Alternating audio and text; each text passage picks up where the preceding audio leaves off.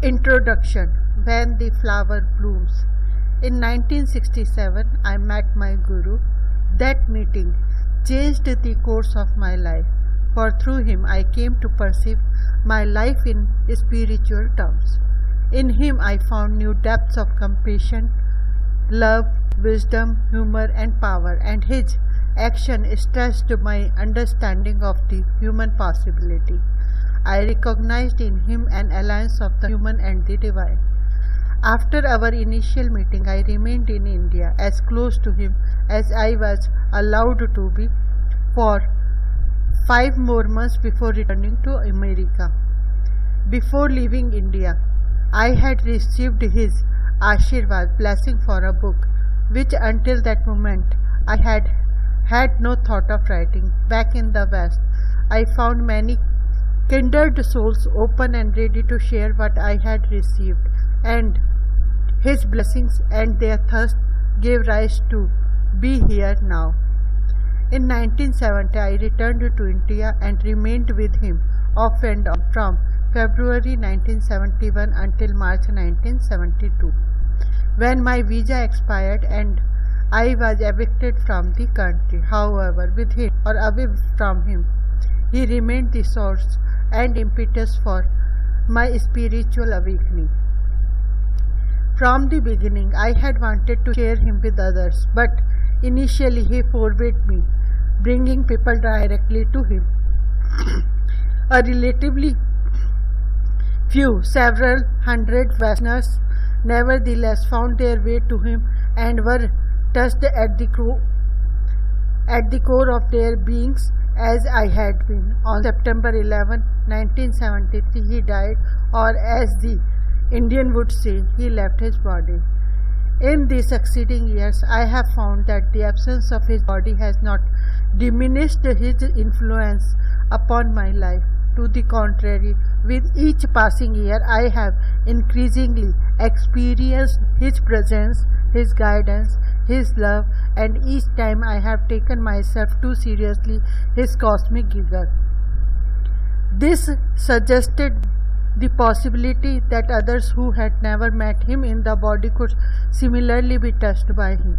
This suspicion has been confirmed by a surprisingly large number of people who have reported that through books, lectures, tapes, and personal contacts with devotees, they have experienced him in a way that has graced their lives. I speak of him as my Guru, but in fact I never think of him or our relationship in such a formal way. For me, he is very simply Maharaj Ji, a nickname which means great king, so commonplace in India that one can often hear a tea vendor addressed thus. Those of us who were with Maharaj Ji meet again frequently in India or in the West. The conversation invariably turns to recollections of him. Story after story pours forth, and each story is punctuated with silence, laughter, or expostulations as we savor its depth and elegance. In those moments, the space becomes rich with the living spirit, and we know that he is among us. In my travels, I have now met thousands of awakening beings whose open-hearted receptivity makes me want to share this intimacy with Maharaj Ji, to which stories about him give rise. And yet, thus far, only a very few stories about him, primarily concerning my personal experiences with him, have appeared in print. It was in order to rectify this situation that the present book was undertaken. Immediately after his death, I encouraged several Westerners in their plan to travel throughout India collecting stories. They were able to obtain some 400 anecdotes, but at the time they found many of the Indian devotees reticent to speak about him. He had always frowned upon their talking much about him, and they were still feeling that restriction. In 1976, 2 of us were again in India and found, to our the life that many of the Indian devotees who, of course, had known him for far more extensively and over over the course of many more years than we had, were now willingly to freely share their treasures of stories. At that time we collected 1200 stories. Since then, with the help of another Westerners, we have added an additional 400 stories gathered from East and West, thus bringing the total number of stories, anecdotes and quotation based on interviews with over 100 devotees to over 2000. Of course, even 100 devotees are altogether but a fraction of the thousands who were touched by Maharajji in the course of his life, each of whom hold some precious memory and piece of the puzzle. But lest we would drown in such an ocean of recollection, at a certain point I made an arbitrary decision to stop gathering and begin to organize what we already had. The devotees whose stories are included are from a wide range of social and cultural positions. Interviews were gathered from important officials in their offices and from shepherds on the streets. We taped discussions of women from the Himalayan hill villages as they squatted warming their hands around a coal brazier in the late afternoon. We listened to reminiscences in living rooms, streets, temple compounds while sitting around fires under the stars, in cars, hot tubs, airplanes, and on long walks. The stories were offered by Hindu priests as they puffed on their chilmums, hashish pipes, by professors, police officials, farmers, industrialists, by children and their mothers, who spoke while stirring their bubbling pots over wood and charcoal fires. Always there was this same feeling of shy joy at sharing such a private, precious memory with another. These gatherings to speak about him were indescribably graceful. Having gathered those stories, our next question was how to present this formidable body of material. For 3 years I had been working with this problem, writing and rewriting.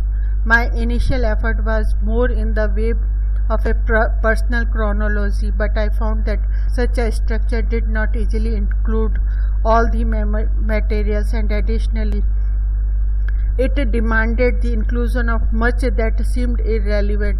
So I started again, this time incorporating my personal experience as merely additional stories and grouping selected stories around various topical headings. The result is the present compilation.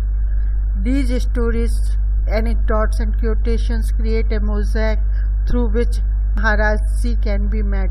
To hold the components of this mosaic together, I have used the absolute minimum of structural cement, preferring to keep out my personal interpretations and perspective as much as possible.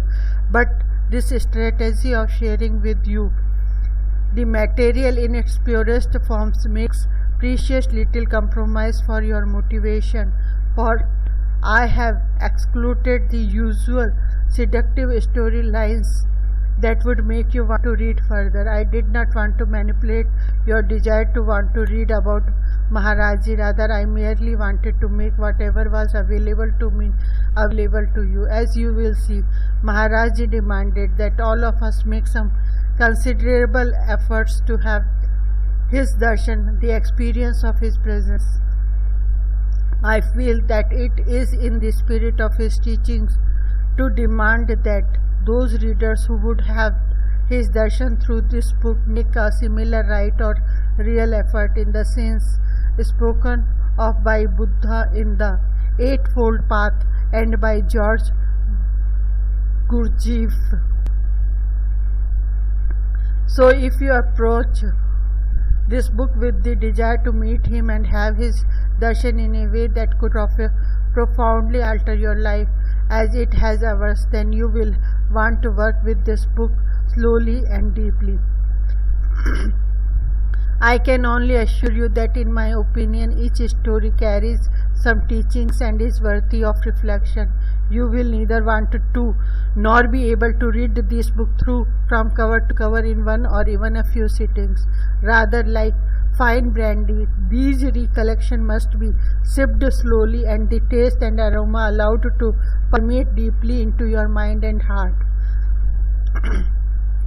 And remember to listen to the silence into which the stories are set, for the true meeting with Maharajji lies between the lines and behind the words. For this effort you will be amply rewarded through meeting a being of a spiritual stature rarely known on this earth. It is difficult to separate Maharajji and his teachings from the environment in which I knew him. His form, in its larger sense, is for me India and the beautiful Kumaon hills and the Ganges. It is his devotees and all their tenderness and bickerings. It is his temples and the photographs of him. His teachings were the love of the earth mother that I first experienced in the Indian villages, and my dysentery and visa hazards and the sacred cows and the rickshaw rides, the teeming markets and misty jungle walks. And yet while the drama of being with him was played out on the rich stage of India, the value of the sitting seemed merely as a reservoir of experience through which the teachings could occur. He himself did not seem particularly Indian, no more Eastern than Western. Although we met him in Hindu temples, he did not seem any more Hindu than Buddhist or Christian. He used all the stuffs of our lives: clothing, food, sleep, fears, doubt, aspiration, families, marriages, sickness, births and deaths, to teach us about living in the spirit. By doing this, he initiated a process through which we could continue to learn from the experience of our lives even when we were not with him. This account, at least in part, for the continuity in his teachings that we have all experienced since his death. I hope that through working with these stories, you can tune your perception in such a way as to meet and begin a dialogue with Maharajji through the vehicle of your own daily life events. Such a moment-to-moment dialogue carried on in one's heart is a remarkable form of alchemy for transforming matter into spirit through love. I have been hanging out with Maharajji in just this way, so I can't begin to tell you. Ramdas, Soquel, California, March 1979.